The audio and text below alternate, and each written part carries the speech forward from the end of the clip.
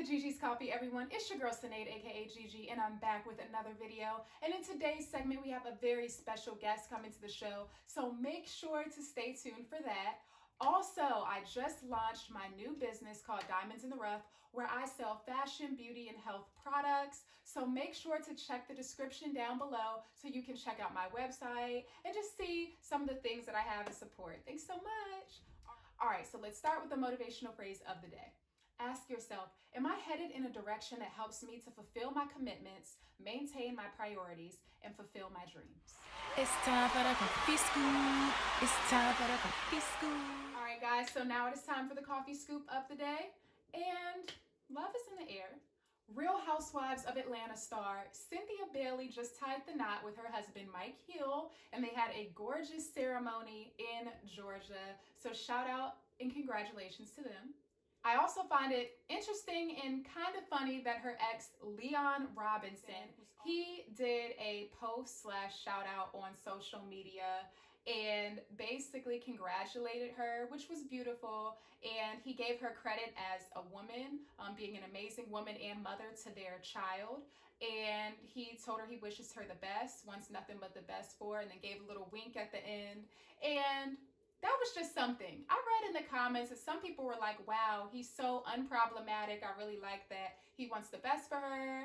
And they're like, oh my gosh, he's the smoothest guy. Like, if you see this clip, he is like Mr. Smooth. He's like, yeah, congratulations. Shout out to you. I'm wishing you all the best. And it's just like, he is just Mr. Smooth, okay? It's interesting. I also saw in the comments, some people were like, okay, why did you have to post this? Like, why did you have to bring it to the internet? Like, you could have just texted her or called her. He was saying that he wasn't able to make it to the wedding because he's filming, I believe, out the country or something like that right now.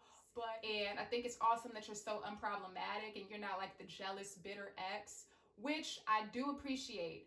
But some exes get uncomfortable when they see you happy and really tying a knot with someone else. So I do give him props for being willing to share that publicly. But I think he wanted people to know that he's not a bitter ex. I think he wanted to represent in a way that shows that he does wish her the best and he's just trying to be a decent person. So I think that's why he posted it online. But either way, positive energy, positive vibes. And again, congratulations to Cynthia and her husband Mike for tying the knot.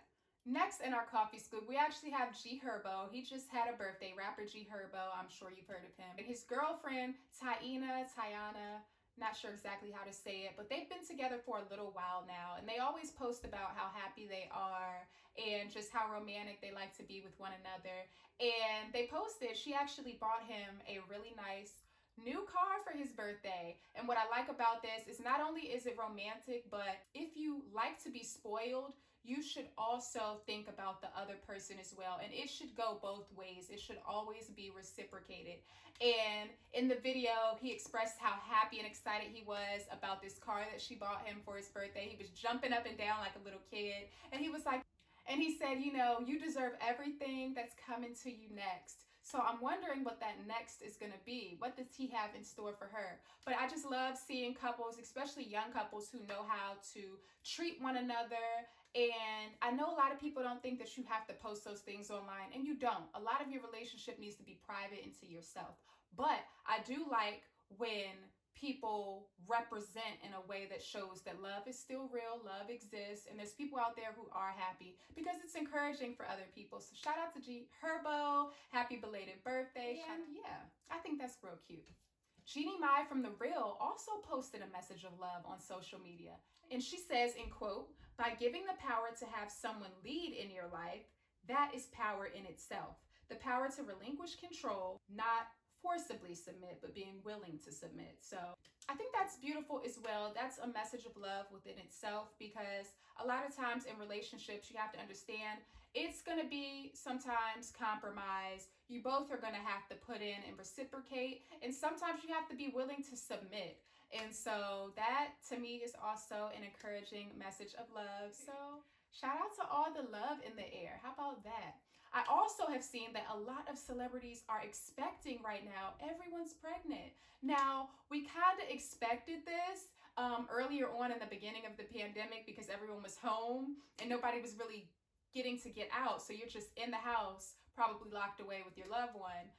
But now we're really seeing it just all over the place in the media. Literally everyone's pregnant. I mean, I could show like tens and tens of pictures of people who are expecting right now. And I'm just like, oh my goodness. Like, am I missing something? Like, there's something going on, but apparently it's just that season. Love is in the air. It's almost cuffing season, winter season, cuddling season. So yeah, love is definitely in the air. Switching it over a little bit to music, Marvin Gaye's What's Going On officially replaces the Beatles as the greatest album of all time. And how amazing is that? I know a lot of young people didn't grow up on Marvin Gaye music, but you've probably heard your parents play it or your aunties and uncles play it at some point. And for him to top the Beatles, I mean, they're considered the American classic. So for his album to top them, I mean, I think that's worth shouting out.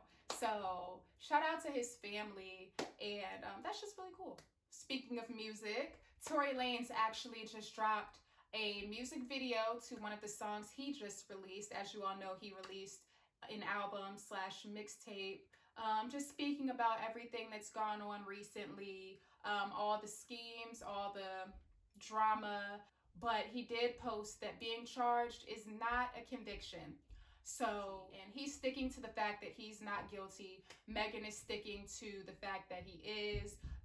I believe that there's two sides to a story, and then there's the truth. People, especially in the limelight, are going to want to protect their reputation. You're going to naturally, and you're not going to tell the bad that you've done very openly, especially if the whole world is already pointing at you and looking at you in some type of way. So I think that there's more to the story. I don't want to assume too soon that either party is right or wrong. So I'll just leave it there. But if you haven't heard about the whole Tory Lanez, Megan Thee Stallion drama, just to sum it up, they're both rappers. They were secretly dating, and they got into an altercation, and it was said that he shot her in the heel the night of the altercation. They were with a couple of other people who haven't spoken out publicly. And it's just a really touchy situation. And anytime that you're in a relationship with someone, that's just touchy. And now it's gotten to the public, and a lot of people are pointing fingers, but he's saying, okay, there were other people involved, and you really don't know the half of what happened. And in his album, he does spill the beans a little bit about what happened and what was going on and his feelings towards her and everyone else involved. But there's a lot to it, so I'm not even going to go deep into that, but I still wish both of them the best, and I hope that they're able to move past this in a healthy and positive way. Spinning off into a little bit of a different direction, it says here, San Francisco launches a program to actually provide Black women with a monthly $1,000 stipend for being pregnant. I mean, $1,000 a month isn't a whole lot, but what I will say is that can help someone who's on the bridge of trying to decide if they can keep their baby or not. Just knowing that they're going to have some source of income coming in, I think is really good and really important, especially for mothers who are not sure how they're going to make ends meet. That extra $1K a month is really helpful. So shout out to San Francisco for putting this into place, and I hope that they put this into place other places, because this can really make a difference in a lot of people's lives and for a lot of children. So I just think that that was worth shouting out and really cool as well. Speaking of birth, a young woman actually posted something that went viral, and she said, in quote, DNA tests should be mandatory at birth. And so, of course, comments went crazy. The post went everywhere on social media because everybody has their opinions of, okay, should DNA tests actually be required at birth? Now, I will say this would save a lot of people a lot of time and a lot of trouble. But I also saw some of the comments, people were saying, well, you could also just cut down the amount of people you're sleeping with and just know who the dad is. I'ma just mind my business, to be honest. It would save people a lot of time and a lot of trouble. It might be a little hurtful, a little hard for some people, but I mean, I don't know, but drop it in the comments down below. What do you think? Do you think this should be mandatory? Do you think this is something that would be good to have? Or would this just mess up relationships and just mess up the whole scene because you just had the baby and now y'all got to take a DNA test and you can't even really enjoy the moment because you're wondering, like, okay, what's the results going to be for some people? Should it be mandatory to take a DNA test? I want to know what y'all think. Drop a comment down below.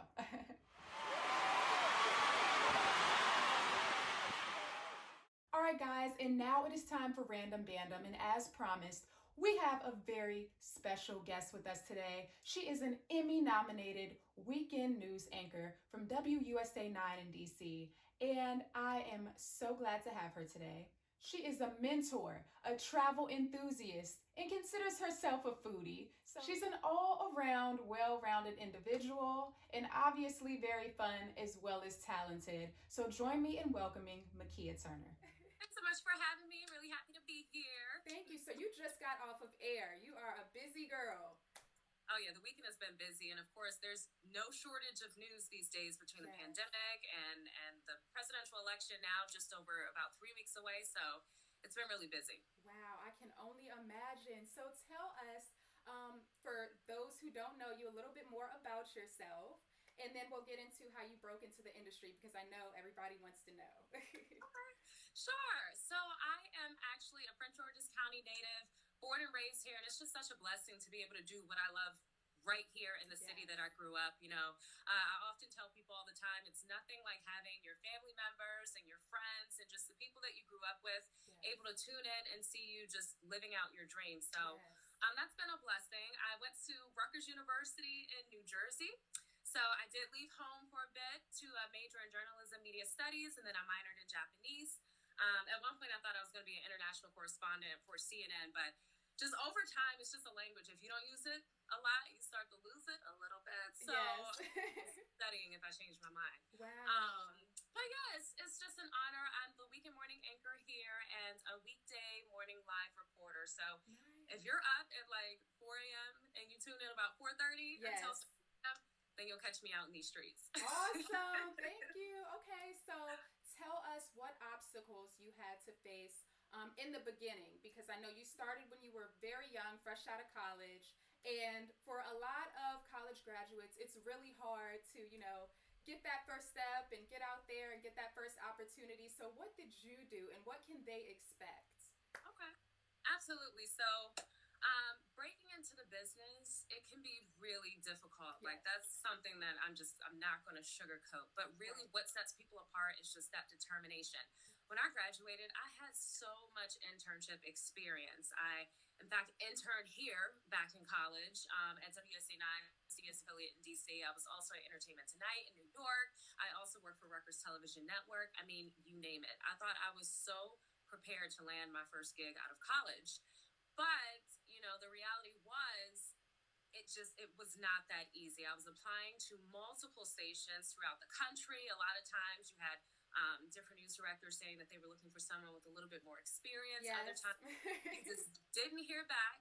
And those closed doors or those no's or those answers that you don't get back, it can be discouraging, right? So at one point I did hit that point, but I kept going. I said, if somebody's going to open this door. And I remember that some of the veterans at one of my internships told me about Prince George's Community Television, CTV News. It's a community-based cable news station, everything all Prince George's. And I remember it just like a light bulb went off for me one day that summer. And it just clicked, why don't I see if they're hiring over there? So one thing that I would do, that I would encourage other people to do is don't just apply for that job that you want, but make follow-up calls. If you want it really bad, get dressed, go there. Even if they don't come out to talk to you. I'm famous for getting dressed and going there. I love it. And that's exactly what I did for Prince George's County Community Television. At the time, no, they weren't hiring, but I offered to volunteer a couple days out the week. And eventually it led to a part-time freelance position. And when a full-time position opened several months later, who do you think they looked at first? Of course, you. Because I was already there and I already proved, my aptitude and my interest and my passion and my determination. And, it was such a blessing. And ever since that door opened for my first full-time position as a broadcast journalist, I mean, I've been able to go far. So that's how I initially just broke into the business. Wow, thank you so much for that. And what it sounds like to me is that internships are very important. Be willing to take them. I know a lot of people, that's not ideal when you first graduate, but you have to be willing to take whatever you can to get out there. So internships are very important, as well as just determination. So I'm grateful that you shared that. Now, can you tell us a little bit about what a normal day is like on air, on set? I mean, you get up early. Just what is the daily routine for you? Okay. So do you want me to talk about pre-pandemic and then That's good, because I know things have changed drastically. Yeah. So we'll take both. We want to hear from you. So. Okay. So pre-pandemic. So because I'm a weekday morning live reporter, it requires me to be up no later than 2 a.m. Yeah. My shift starts at 3 a.m. Okay. And, once you get into the station, it is go time. That clock is ticking. Wow. You come in, ultimately pre-pandemic, you find out what it is that you're going to cover, whether it's something that you pitched the day before or whether it's something that's day of that your manager wants you to cover. And so usually you have about one solid hour, honestly, to just kind of become an expert at whatever it is that you're going to talk about and to whip out your script, get it approved. Wow. And then what you call a multimedia journalist, where we don't just write our stories, but we're also responsible for editing them as well. So it's literally, you get your assignment, you write your script, you get your script approved, you edit your piece, and then you rush off, do your makeup and everything. If you're live in the field, a lot of times that requires you to use your cell phone light or just the car light. Make it work. Yep, know how to beat that face. Wow. Do that makeup anywhere you absolutely can. And then you go live for whatever it is that you're talking about that morning. Now, during the pandemic, it's a lot different. So the reporters, we work from home, especially me on weekdays. And so that requires me to do all of my interviews via Zoom. The station is really good about protecting us and making sure that we're not having just constant contact with people. If we do, we have to get permission for those interviews. But we'll do all of our interviews virtually, and then, I cut my piece, edit my piece. It's kind of the same thing applies, and then we write our web script. So the hustle is real. You definitely have to be passionate about it and love what you're doing to really bend and be flexible and do a good job at serving your community. Wow. And I always admire people who can get up as early as you and still be beautiful and just have all of your mind together that early in the morning, because I remember when I was working for Fox 45 in Baltimore as a production assistant. So having to get up at 2 a.m., I understand that takes dedication, and doing it as long as you've been doing it, I cannot even imagine. So God bless you. It's so funny because a lot of people say, "Oh, how many cups of coffee do you have a morning?" And the crazy thing is, I don't even drink coffee. Like, I'm not really a coffee drinker. And if I do have a cup here and there, it's a few sips, and then I toss it out. It's like, once I'm up, I feel like I'm going. How about you? Do you drink coffee? How did you manage that crazy shit? I was not a coffee drinker, but just doing that shift, I had to have me a cup of coffee at some point because it was a lot. I was commuting, and it was a long shift, and then I had to commute back home after the shift was over, and I was like, I cannot fall asleep on the road. And there were times, I had plenty of times where I felt myself dozing off, and I'm like, come on, Sinead. So it's just like I became a coffee drinker for the job.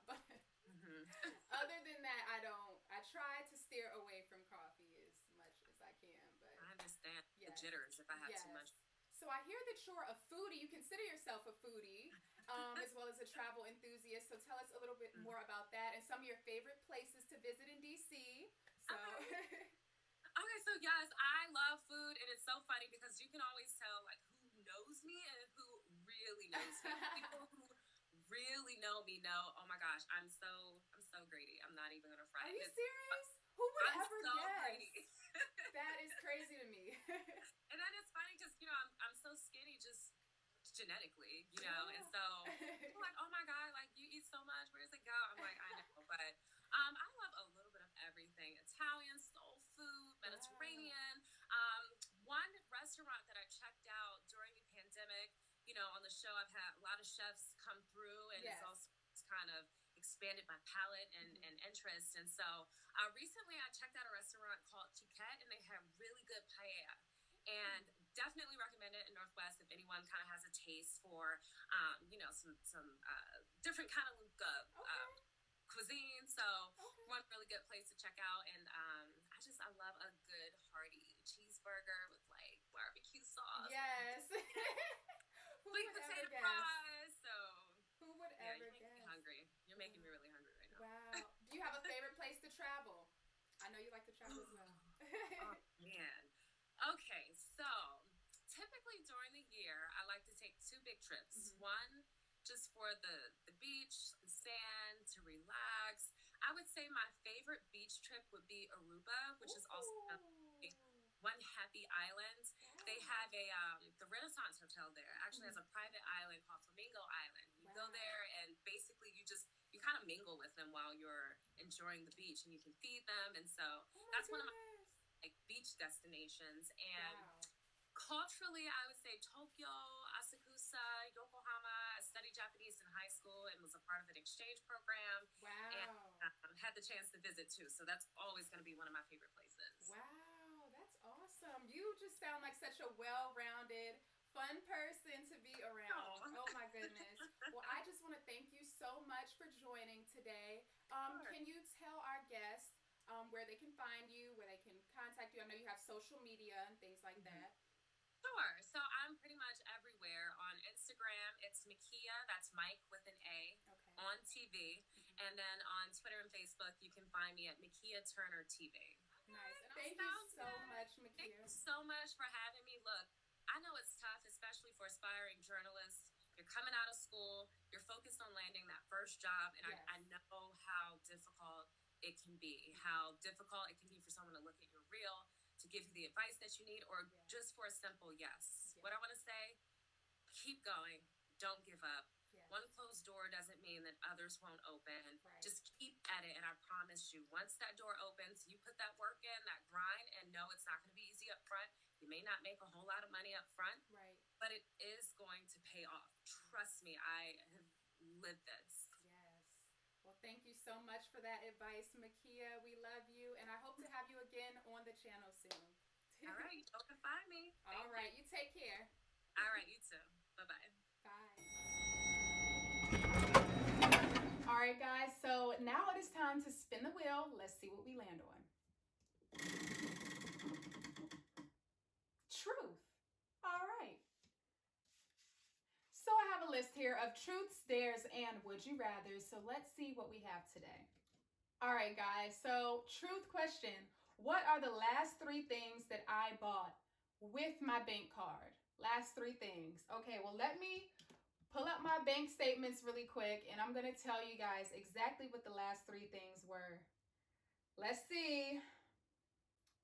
Let's see. I feel like it was probably products for my business or something like that. But let's just see.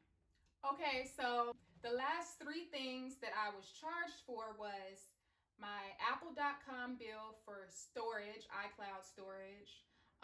It looks like I got a snack from Wawa, which I absolutely love to go to Wawa gas station and get my gas and get me a little smoothie, a little snack. And let's see. I got charged a little bank statement for my credit card, so yeah, okay, what did I actually buy though? What are some of the last things I bought? Okay, so a few days ago, I made a purchase for some clothing from one of my potential vendors for my business. So I did do that. I made a payment on my Best Buy card. All right. Let's see. Yeah, and I got a reoccurring bill for Amazon Prime. Make sure you get Amazon Prime if you're an avid Amazon shopper, because let me tell you, the shipping is incredibly fast. So yeah, those were some of the last few things that I bought or was charged for on my bank statement with my bank card. All right, y'all? Cool. All right, guys, thank you all so much for sticking around for today's segment of Gigi's Coffee. I hope you enjoyed it. I sure did. I had a lot of fun. If you have not yet subscribed, make sure to subscribe down below. And also remember to hit that notification bell. That will allow you to be notified whenever I do post a video so you can stay updated and tuned in. All right, guys, I'll see you all next time.